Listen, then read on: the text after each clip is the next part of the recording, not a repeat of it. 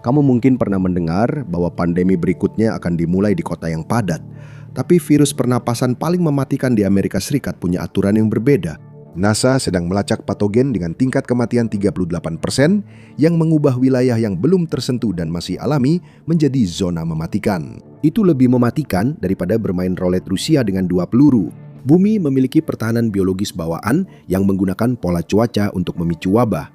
Dan NASA tahu di mana wabah berikutnya akan terjadi. Pada bulan Maret 2026, seorang pria berusia 60 tahun masuk ke rumah sakit di Santa Fe dengan kesulitan bernapas. Dia tidak pernah bepergian ke luar negeri. Dia tidak pernah melewati pusat transit yang ramai. Dia hanya berada di rumahnya sendiri di pedesaan di utara New Mexico. Beberapa hari kemudian hasil diagnosis keluar, sindrom paru hantavirus. Kasus pertama yang dikonfirmasi di New Mexico tahun itu. Pria tersebut selamat setelah beberapa hari di ICU. Dia beruntung. Catatan kematian CDC menunjukkan banyak pasien yang tidak pernah keluar dari rumah sakit. Tingkat kematian 38% itu bertahan selama lebih dari 3 dekade pemantauan. Stanford Medicine menempatkan rata-rata jangka panjang di AS Serikat mendekati 35%. Kedua angka tersebut menempatkan hantavirus di antara penyakit pernapasan paling mematikan yang secara rutin dipantau di Amerika Utara. Tidak ada obat antivirus juga. Begitu gejala paru-paru yang parah mulai muncul, pengobatan menjadi bersifat suportif, seperti ventilator, oksigen, dan dukungan untuk menjaga tekanan darah. Virus ini berkembang dengan sangat cepat begitu paru-paru mulai terisi cairan. Pasien Santa Fe hanya bisa selamat karena New Mexico sudah 30 tahun berpengalaman mengenali gejalanya sejak dini. Di negara bagian yang minim pengalaman dengan virus ini, kasus pada tahap awal mudah disalahartikan sebagai influenza atau pneumonia sampai terjadi gagal napas. Namun, catatan pengawasan CDC mendokumentasikan tren mengejutkan lainnya. Sejak tahun 1993, 94% kasus di Amerika terjadi di sebelah barat Sungai Mississippi. Bukan sebagian besar, tapi hampir semuanya. New Mexico saja telah mencatat lebih dari 140 infeksi yang terkonfirmasi. Colorado memiliki lebih dari 120 kasus. Arizona memiliki koridor paparan di seluruh wilayah gurun dan hutan yang terpencil. Lalu kita lihat sisi lain dari peta. 10 negara bagian belum pernah melaporkan satupun kasus. Daftar tersebut mencakup Alabama, Georgia, Ohio, dan New Jersey. Negara-negara bagian dengan kota terbesar dan tersibuk, tidak satupun dari mereka yang pernah mencatat satu kasus pun, dan kemudian berhenti.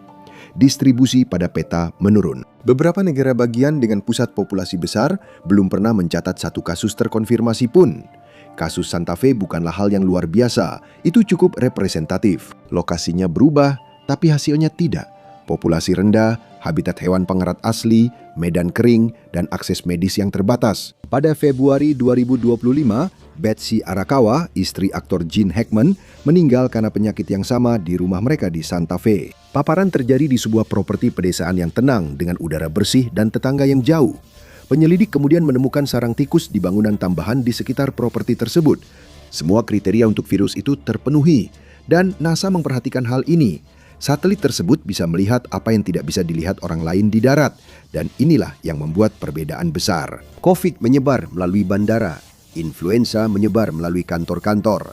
Semakin bersih suatu lingkungan terlihat, semakin sempurna pula lingkungan itu cocok untuk sistem pembawa penyakit. Hantavirus tidak termasuk dalam kategori itu. Pembawa utama di Amerika Serikat adalah tikus rusa. Tikus ini kecil, sangat lucu, dan tampak benar-benar tidak berbahaya. Pada tahun 1993, tim CDC menjebak tikus rusa di seluruh wilayah Four Corners selama investigasi wabah dan menemukan tingkat infeksi mendekati 30% pada beberapa populasi. Tikus itu sendiri tidak jatuh sakit. Tikus itu juga tampaknya tidak menunjukkan gejala apapun dan tidak ada penurunan populasi akibat kematian. Itu berarti tidak ada peringatan bagi manusia. Virus ini menyebar melalui urin, air liur, dan kotoran tikus, semacam sel tidur di dunia hewan yang menyebarkan materi infeksius ke lingkungan. Universitas New Mexico sejak itu telah memperluas peta ancaman. Lebih dari 30 spesies mamalia kecil di negara bagian itu telah dinyatakan positif terpapar hantavirus. Daftar tersebut mencakup tupai tanah, bajing, tikus kaki putih, dan tikus ladang. Pembawa virusnya bukan hanya satu spesies, ini seluruh kelompok hewan. Pada Januari 2026, Kabupaten San Diego melaporkan seekor tikus ladang barat dinyatakan positif hantavirus. Tim kesehatan masyarakat segera mengeluarkan peringatan meskipun belum ada infeksi pada manusia yang dikonfirmasi saat itu. Hewan pembawa virus ini muncul di tempat-tempat yang tidak diduga siapapun. Tikus di garasi Anda bukanlah ancamannya, justru yang berada di ruang terbuka yang menjadi masalah. Kontaminasi menumpuk, lalu orang-orang datang. Ada alasan mengapa polanya seperti ini. Di pemukiman perkotaan yang ramai, tikus coklat dan tikus rumah mengusir spesies asli. Mereka mengambil makanan dan tempat berlindung, dan tikus rusa pun kalah. Di wilayah barat yang terbuka luas, tidak ada yang melawan. Tikus rusa berkembang biak hingga batas yang ditentukan alam, bukan batas sebuah kota. Wilayah barat daya Amerika tidak mentolerir kondisi yang membantu virus-virus biasa berkembang. Kelembapan yang rendah membuat kotoran kering bertahan lebih lama. Minimnya kehadiran manusia berarti jumlah virus menumpuk seiring waktu sebelum ada yang berinteraksi dengannya. Properti Santa Fe, tempat kasus Maret 2026 dimulai, adalah jenis tempat yang sangat cocok untuk virus ini berkembang. Rumah Heckman Arakawa juga demikian. Hal yang sama juga berlaku untuk tempat kerja di Mono County, California, di mana 3 orang meninggal pada tahun 2025. Klaster tersebut dianggap tidak biasa. Tidak ada dari korban itu yang melakukan hal berisiko. Mereka tinggal dan bekerja di lingkungan yang sangat cocok untuk pembawa virus tersebut. Sisi pendanaan dari permasalahan ini membuatnya semakin buruk. Anggaran kesehatan masyarakat, liputan berita, dan perhatian kebijakan hampir semuanya mengalir ke lingkungan yang padat penduduk. Pendanaan diberikan untuk pengendalian nyamuk di Miami. Dana hibah diberikan untuk pengawasan penyakit di kota pelabuhan. Pers meliput wabah berikutnya di perkotaan. Hantavirus berada di sudut berlawanan dari peta itu. Hampir tidak ada berita utama dan hampir tidak ada sistem yang didanai untuk melawan. Geografi menentukan siapa yang rentan. Para peneliti yang mempelajari paparan hantavirus di Swedia Utara menemukan bahwa orang-orang di komunitas kehutanan pedesaan memiliki jauh lebih banyak antibodi dibandingkan dengan populasi perkotaan di sekitarnya. Tinggal di landscape yang berbeda sudah mengubah seberapa akrab sistem kekebalan mereka dengan virus tersebut sebelum infeksi menjadi parah. Pola ini juga tidak hanya terjadi di Swedia. Sebuah studi tahun 2019 di komunitas pedesaan di Finlandia menemukan gradien kekebalan yang sama. Orang-orang yang telah menghabiskan hidup mereka di landscape berhutan menunjukkan profil antibodi yang berbeda dibandingkan mereka yang datang dari kota. Tubuh belajar dari landscape tempat ia tinggal, pindahkan tubuh itu ke landscape baru, dan pembelajarannya kembali ke nol. Di wilayah endemik, penduduk seringkali terpapar virus secara berulang dalam kadar rendah, sehingga sistem imun sampai taraf tertentu lebih mengenali virus itu. Namun pendatang baru menghadapi virus tanpa paparan sebelumnya, sehingga mereka berada pada posisi yang jelas kurang menguntungkan secara imunologis. Pola tersebut berulang kali muncul dalam investigasi kasus CDC. Pada infeksi hantavirus yang parah, virus memang merusak jaringan paru-paru. Tetapi kerusakan itu saja tidak cukup untuk membunuh pasien. Sistem imun tidak mengenali ancaman tersebut dengan cukup cepat. Lalu, sistem imun bereaksi berlebihan secara drastis. Sistem imun membanjiri jaringan paru-paru dengan cairan, dan justru pertarungan itulah yang membunuh pasien. Pada April 2026, wabah di kapal pesiar Atlantik mengikuti pola yang sama. Seorang penumpang mengalami demam ringan dan sakit kepala. Gejalanya berkembang, dan hanya 1 minggu kemudian, paru-parunya terisi cairan. Dia meninggal pada hari yang sama. 86 penumpang di kapal pesiar itu berasal dari 23 negara berbeda. Saint Helena dan Pulau Ascension semuanya tempat terpencil. Kumpulan pembawa penyakit telah menunggu di tempat-tempat itu selama bertahun-tahun. Paru-paru seorang turis yang turun dari kapal itu membuka celah awal bagi penyebarannya. Virus itu adalah peluru, dan geografi serta biologi adalah senjatanya.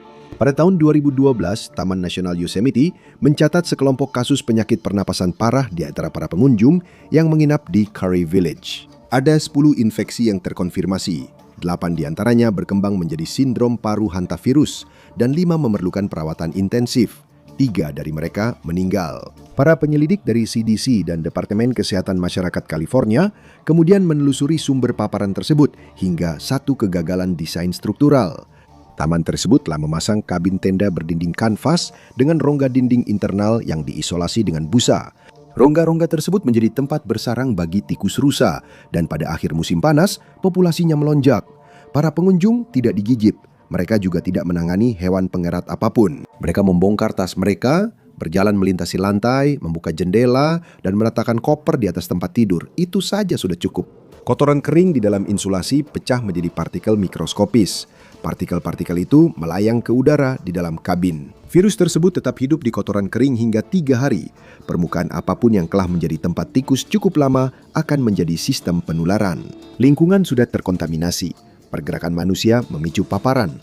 Setiap tarikan napas membawanya lebih dalam dan paru-paru melakukan sisanya. Setelah klaster Yosemite, Dinas Taman Nasional mengirimkan peringatan. Sekitar 260.000 pengunjung telah menginap di taman selama masa infeksi. Mereka semua menerima pemberitahuan itu. Otoritas kesehatan di 39 negara juga mendapatkannya. Kabin-kabin itu ditutup dan dibongkar. 9 dari 10 kasus dilacak kembali ke kamar-kamar itu. Pembawa penyakitnya tidak perlu terlihat. Kotorannya tidak perlu jelas. Tempat itu hanya perlu cukup lama dihuni agar debu menumpuk. Lalu debu itu perlu terusik. Hal paling berisiko yang bisa dilakukan seseorang adalah membersihkan ruang tertutup yang bermasalah dengan tikus. Itu termasuk menyapu lantai kabin, menyedot debu gudang, atau mengibaskan terpal. Itu juga mencakup memindahkan tumpukan kayu bakar, membuka lumbung setelah musim dingin, atau mengganggu lapisan insulasi. Setiap hal tersebut bisa melepaskan cukup partikel untuk memberikan dosis yang mematikan. Ketika kasus bulan Maret 2026 diumumkan, Departemen Kesehatan New Mexico memberitahu warga untuk tidak menyapu kotoran hewan pengerat sama sekali. Sebagai gantinya, mereka harus merendamnya dengan larutan pemutih 10%, lalu mengambilnya dengan sarung tangan dan kain sekali pakai. Itu adalah rekomendasi, tapi tidak ada penegakan hukumnya. Di luar daerah pedesaan di Barat Daya, virus ini masih kurang dikenal. Pola penyebarannya konsisten dimanapun virus itu muncul dan cenderung bergerak ke arah yang sama setiap kali. Di Argentina, musim hantavirus 2025 hingga 2026 sudah menghasilkan 101 kasus yang terkonfirmasi, 2 kali lipat jumlah pada musim sebelumnya. Negara tersebut telah mencatat 32 kematian sejauh ini. Peringatan kesehatan yang dikeluarkan pada Desember 2025 menandai pola yang sama di seluruh kerucut selatan. Negara-negara yang terdampak adalah Argentina, Bolivia, Chili, Paraguay, Brasil, Panama, dan Uruguay. Ini adalah kejadian yang umum dan saat jumlah orang berkurang, infeksi justru meningkat. Dan ini tidak terbatas di Amerika Selatan saja, Eropa mengikuti pola yang sama. Swedia, Jerman, dan Finlandia semuanya mengalami periode tahunan di daerah pedesaan negara mereka. Rusia. Eropa mencatat 8.000 kasus per tahun, sebagian besar terjadi di daerah hutan. Lihatlah kelompok-kelompok pada peta. Zona-zona kosong itulah yang menghasilkan kasus-kasus tersebut. Daerah perkotaan yang padat tidak menghasilkan apa-apa. Tikus rusa tidak hidup di kota. Pinggiran Atlanta memiliki banyak hewan pengerat, begitu juga dengan pusat kota Chicago dan Los Angeles bagian tengah. Risiko hantavirus di tempat-tempat tersebut hampir nol. Zona-zona mematikan itu seringkali tumpang tindih dengan tujuan wisata yang biasa terlihat di brosur liburan. Peta tersebut membentang dari New Mexico bagian utara hingga Colorado bagian barat dan Arizona bagian timur. Wilayah Eropa mencakup Swedia bagian utara dan kaki pegunungan Bavaria. Distrik Danau Patagonia menjadi titik ujung selatan. Risikonya tidak tetap. Risiko itu meningkat karena populasi hewan pengerat juga tidak tetap. Mereka bisa melonjak, bisa anjlok, lalu bisa melonjak lagi. Dan siklus-siklus itu bukanlah sesuatu yang acak. Mereka mengikuti pemicu ekologi yang berlangsung dalam rentang waktu beberapa tahun, yang berarti wilayah tersebut secara berkala diisi ulang. Tapi ada struktur yang lebih dalam di balik siklus itu juga. Sesuatu yang menentukan kapan semuanya terjadi. Dan itu bukan sesuatu yang bersifat lokal. Proses yang secara efektif menjadikan tanah sebagai senjata adalah proses biologis dan berlangsung dalam urutan yang dapat dipetakan oleh para peneliti langkah demi langkah. Itu dimulai dengan tahun panen biji melimpah, yaitu periode ketika kondisi selaras dan tumbuhan menghasilkan jumlah biji yang sangat banyak. Pinus pinyon menggugurkan bijinya. Semak-semak menghasilkan biji secara berlebihan dan rumput tumbuh subur di seluruh tanah. Untuk waktu yang singkat, landscape tampak berubah. Dan kemudian tikus-tikus bereaksi. Seekor tikus rusa biasanya melahirkan 4 hingga 6 anak. Seekor betina bisa memiliki 3 atau 4 kali melahirkan dalam satu musim yang baik. Pada tahun-tahun normal, makanan dan tempat berlindung membatasi jumlah yang bisa bertahan hidup. Pada tahun panen biji melimpah, batas itu terangkat. Siklus reproduksi menjadi lebih singkat dan tingkat kelangsungan hidup meningkat. Para pemangsa seperti koyote, burung hantu, dan ular tidak bisa menyesuaikan kecepatan berburu mereka dengan cukup cepat untuk mengikuti perkembangan ini. Dalam satu musim saja, populasi tikus rusa di sebuah ngarai bisa berlipat ganda, 3 kali lipat, bahkan 4 kali lipat. Menjelang wabah Four Corners tahun 1993, jumlahnya meningkat sekitar 10 kali lipat. Bob Parmenter, seorang ahli ekologi di Universitas New Mexico, pertama kali memetakan urutannya dan menekankan waktu terjadinya.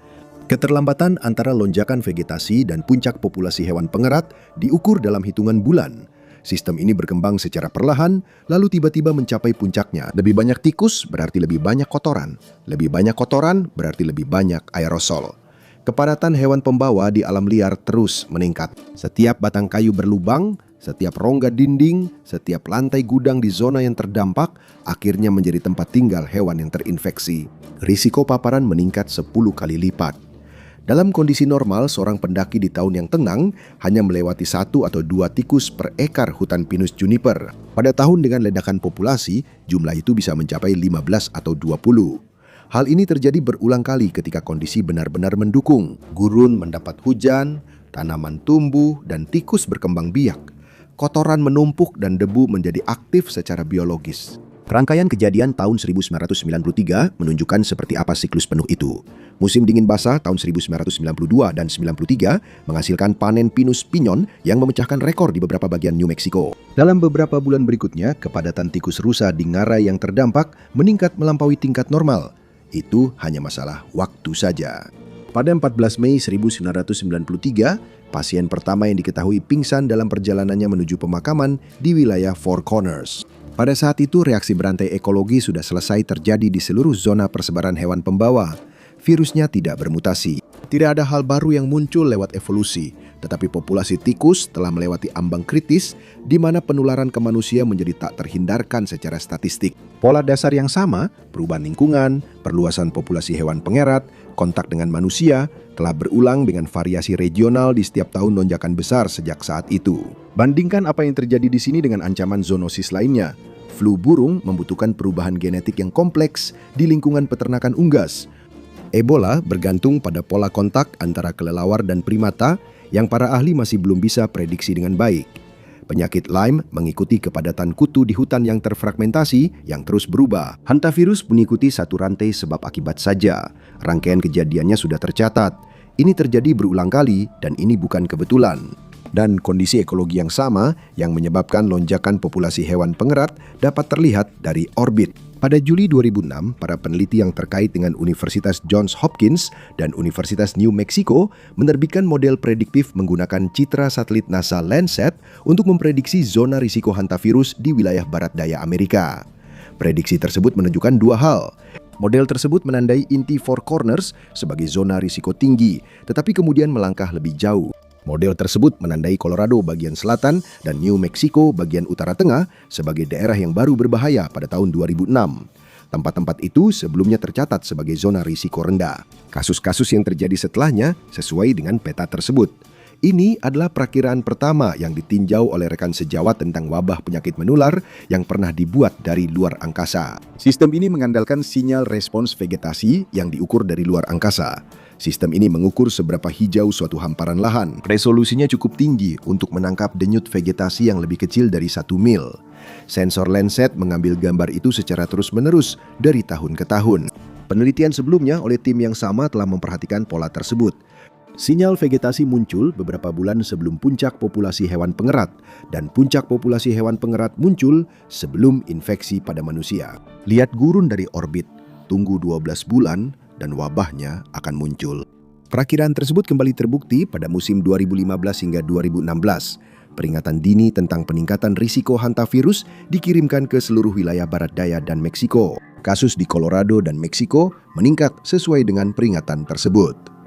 Landsat lebih dari sekedar alat sains pasif. Ini di antara hal lainnya adalah sistem prediksi wabah aktif untuk salah satu penyakit pernapasan paling mematikan di Amerika. Data diproses, peta risiko dibuat. Departemen Kesehatan Negara Bagian dan Suku di Barat Daya mendapat pengarahan. Tingkat kehijauan di hamparan semak belukar New Mexico pada tahun 2026 adalah tanda peringatan dini. Ini menunjukkan kasus-kasus yang akan muncul di klinik 1 hingga 2 tahun dari sekarang. Sistem ini sekarang mulai melampaui sekedar prediksi akademis. Program prediksi penyakit NOAA yang sama, yang mengeluarkan peringatan pada tahun 2015, kini berjalan dengan data satelit terkini. Peringatan Desember 2025 untuk kawasan Kerucut Selatan menggunakan data curah hujan dan vegetasi dari NASA bersama dengan laporan dari lapangan. Lembaga negara bagian di New Mexico, Colorado, dan Arizona menerima pengarahan peringatan dini. Sinyal tersebut dikirim dari sensor orbit ke kantor kesehatan daerah hanya dalam beberapa minggu. Implikasinya lebih besar dari yang terdengar. Lembaga yang dikenal karena pendaratan di bulan dan penjelajah Mars ini juga menjalankan sistem prediksi hantavirus paling akurat yang pernah dibuat. Sistem ini berfungsi. Sistem ini sudah terbukti akurat lebih dari sekali. Mereka menerbitkan peta risiko 1 tahun sebelumnya, dan itu membuktikan bahwa peta tersebut tidak lagi stabil. Selama 30 tahun, risiko hantavirus di Amerika mengikuti pola geografi yang dapat diprediksi. Wilayah barat daya Amerika Serikat, kerucut selatan Amerika Selatan, dan beberapa wilayah hutan yang tersebar di Eropa Utara. Namun, batas itu kini sedang bergeser. Pada tahun 2025, CDC Weekly Surveillance mencatat kasus terkonfirmasi di Wisconsin dan Nevada. Kedua negara bagian tersebut hampir tidak memiliki riwayat dengan virus ini. Louisiana telah mencatat 2 kasus yang tidak saling berhubungan. Temuan ini menandai pertama kalinya ada kasus yang dikonfirmasi laboratorium di wilayah Tenggara Amerika Serikat dalam era pengawasan. Ini bukanlah perluasan ke zona-zona yang berdekatan. Mereka muncul dalam konteks ekologi yang baru. Argentina adalah perubahan paling dramatis di tingkat global. Patagonia mendominasi aktivitas hantavirus. Wilayah ini terletak di ujung selatan di kaki pegunungan Andes yang dingin dengan populasi hewan pengerat yang cukup besar. Pada musim 2025 hingga 2026, pusat gravitasinya telah bergeser. Provinsi Buenos Aires, provinsi dengan jumlah penduduk terbanyak di negara itu, kini memimpin dengan 42 kasus terkonfirmasi untuk musim ini. Penyakit ini mulai meninggalkan wilayah selatan yang dingin dan terpencil. Penyakit ini bergerak menuju sabuk pertanian tengah, di mana kepadatan periurban jauh lebih tinggi dibandingkan di Patagonia. Eropa juga mengalami pergeseran. Di Swedia Utara, aktivitas virus terus mengikuti ekosistem tepi hutan, tetapi data menunjukkan adanya perluasan ke wilayah dengan kepadatan insiden historis yang lebih rendah dibandingkan dekade-dekade sebelumnya. Jerman dan wilayah tetangga di Eropa Tengah telah mengalami peningkatan wabah di distrik berhutan setelah siklus populasi. Lingkup risikonya semakin meluas. Saat zona tersebut bergerak ke wilayah yang lebih dekat dengan pusat populasi, penyakit ini menjangkiti orang-orang baru. Orang-orang ini bahkan memiliki paparan sebelumnya yang lebih minim terhadap virus tersebut. Komunitas terpencil yang dulu selalu terkena dampaknya, setidaknya sudah pernah berhadapan dengan hewan pembawanya. Di wilayah baru, hal itu belum pernah terjadi. Angka-angka juga mencerminkan hal ini. Tingkat kematian di Argentina mencapai hingga 39% pada musim 2025 hingga 2026, jauh di atas rata-rata 22%. Semakin asing sistem tersebut bagi populasi inang, semakin tinggi tingkat keruntuhan fisiologis pada kasus-kasus berat. Batasannya bukan satu-satunya hal yang berubah. Populasi yang bertemu dengan virus di batas itu juga sedang berubah. Selama 3 dekade, risiko hantavirus di Amerika Barat Daya lebih banyak menimpa orang-orang yang memiliki ikatan kuat dengan wilayah itu. Para peternak, komunitas suku, pekerja hutan, dan penduduk pedesaan yang tumbuh dekat dengan populasi pembawa virus. Mereka memang tidak kebal dalam arti klinis, tetapi mereka terpapar berulang kali dalam kadar rendah selama bertahun-tahun. Namun populasi yang sekarang memasuki zona risiko ini berbeda. Migrasi karena kerja jarak jauh semakin cepat selama tahun 2020 dan belum berbalik arah. Biro Sensus AS mencatat pertumbuhan penduduk bersih di kabupaten-kabupaten pedesaan di seluruh New Mexico, Colorado, Montana, dan Idaho hingga tahun 2023 dan 2024. Orang-orang pindah ke wilayah hantavirus dari kota-kota pesisir, dari lingkungan pinggiran kota, dari tempat-tempat di mana tikus rusa bukan bagian dari lingkungan tempat mereka tumbuh. Mereka tidak punya kebiasaan atau naluri untuk menghadapi patogen tersebut. Mereka membeli tanah, membuka gudang atau bangunan tambahan, menyapu lantai, dan memindahkan kayu bakar tepat di lingkungan yang memiliki beban virus tertinggi. Departemen Kesehatan New Mexico menyoroti hal ini secara langsung dalam laporan pemantauan penyakit tahunan 2024 mereka. Departemen tersebut mencatat peningkatan kasus di antara para pendatang baru di komunitas pedesaan dibandingkan dengan penduduk lama. Perbedaannya memang tidak besar, tetapi konsisten dan terus meningkat. Klaster Yosemite pada tahun 2012 merupakan sinyal awal dari dinamika ini, di mana para pengunjung dari perkotaan melewati lingkungan yang penuh risiko tanpa paparan latar belakang yang dapat memodifikasi respons mereka. Klaster Mono County tahun 2025 mengulanginya. Para pekerja yang dikontrak untuk pekerjaan pedesaan jangka pendek didatangkan dari luar wilayah tanpa riwayat paparan hantavirus sebelumnya. Virusnya tidak menjadi lebih agresif. Ini juga bukan hal baru. Virus itu memang sudah selalu ada. Satu-satunya perbedaan adalah sekarang media menyoroti,nya dan kepanikan itu nyata. Perbedaannya adalah populasi yang menghadapinya menjadi semakin tidak siap. Dan pertanyaan yang lebih mendalam saat ini bukan tentang tingkat keparahan, tapi tentang penyebarannya yang mengisyaratkan adanya penyebab. Ada sesuatu yang mendorong batas penyebarannya makin meluas dan ini bersifat global. Sesuatu yang beroperasi pada skala yang lebih besar daripada ekosistem manapun. Sebuah sistem yang bisa memengaruhi curah hujan, siklus vegetasi, dan dinamika populasi hewan pengerat di seluruh benua secara bersamaan. Sebuah sinyal planeter. Ketika Pasifik Khatulistiwa menghangat, seluruh rantai hantavirus bergerak lebih cepat secara bersamaan di beberapa benua. Barat daya Amerika menjadi lebih basah. Patagonia merespons. Lantai hutan Eropa Tengah berubah. Semuanya terjadi secara bersamaan, didorong oleh perubahan suhu yang sama ribuan mil jauhnya. Sinkronisasi itu bukanlah kebetulan. Osilasi selatan El Niño atau ENSO bukanlah anomali cuaca sesekali. Ini adalah siklus planet yang berulang, dan hantavirus berjalan sesuai jadwalnya. Itulah hubungan kuncinya. Karena curah hujan menentukan hasil vegetasi menentukan ketersediaan makanan menentukan dinamika populasi hewan pengerat dan memengaruhi jumlah virus di lingkungan. Semua faktor ini menentukan risiko paparan. Seluruh sistem ini beroperasi dalam siklus beberapa tahunan, biasanya berkisar antara 3 hingga 7 tahun, tergantung pada variabilitas ENSO. Pusat Prediksi Iklim NOAA dapat mendeteksi perkembangan El Niño 12 hingga 18 bulan sebelumnya, jauh sebelum efek di permukaan muncul. Itu berarti sinyal paling awal dalam rantai hantavirus bukan berada di gurun, melainkan di Samudra Pasifik. Perubahan suhu di wilayah Khatulistiwa Samudra Pasifik dapat merambat melalui atmosfer dan mengubah pola curah hujan di seluruh dunia. Perubahan-perubahan itu kemudian berdampak pada ekosistem yang dapat menyebabkan fluktuasi populasi hewan pengerat dan bersamaan dengan itu meningkatkan risiko paparan hantavirus. Peta itu tidak lagi menggambarkan di mana wabah terjadi. Peta itu menggambarkan di mana kondisi wabah sedang terbentuk. Dan persiapan itu mengikuti siklus yang tidak dapat dikendalikan oleh otoritas lokal manapun dan tidak dapat diarahkan oleh perencanaan kota manapun. Pemicunya bukan di daratan, pemicunya ada di lautan. Dan dibutuhkan sebuah kapal pesiar pada tahun 2026 agar dunia menyadarinya. Penumpang diisolasi di kabin, penerbangan darurat, petugas kesehatan dengan alat pelindung, pelacakan kontak di berbagai negara. Kapal tersebut, MV Hondius, menjadi pusat perhatian internasional. Begitu orang mendengar kata virus dan kapal pesiar, perbandingan dengan COVID pun mulai bermunculan. Tapi hantavirus bukanlah COVID berikutnya, ini berbeda. Ini memang ganas, tapi tidak seperti penyakit pada umumnya. Penyakit ini tidak mudah menular. Itulah sebabnya perbandingan yang lebih tepat bukanlah COVID atau influenza. Sebenarnya ini lebih mirip antraks. Bukan karena penyakitnya mirip, tapi karena keduanya terasa seperti bencana yang terjadi secara lokal. Langka, berasal dari lingkungan, sulit ditemui dalam kehidupan sehari-hari, tapi sangat menghancurkan ketika menyerang. Hantavirus tidak mengancam lockdown secara global, tapi malah menciptakan zona kematian yang terkonsentrasi. Sebuah kabin terpencil, pos di hutan, tempat berkemah, kapal di laut. Tiba-tiba, apa yang kita anggap aman, yaitu isolasi, justru menjadi ancaman. Terima kasih sudah bergabung bersama saya hari ini. Saya harap Anda menikmati videonya. Dan jika Anda ingin melihat lebih banyak video seperti ini, silakan pertimbangkan untuk berlangganan dan aktifkan notifikasi. Itu benar-benar sangat membantu. Terima kasih sekali lagi dan sampai jumpa lain kali di Map Pack.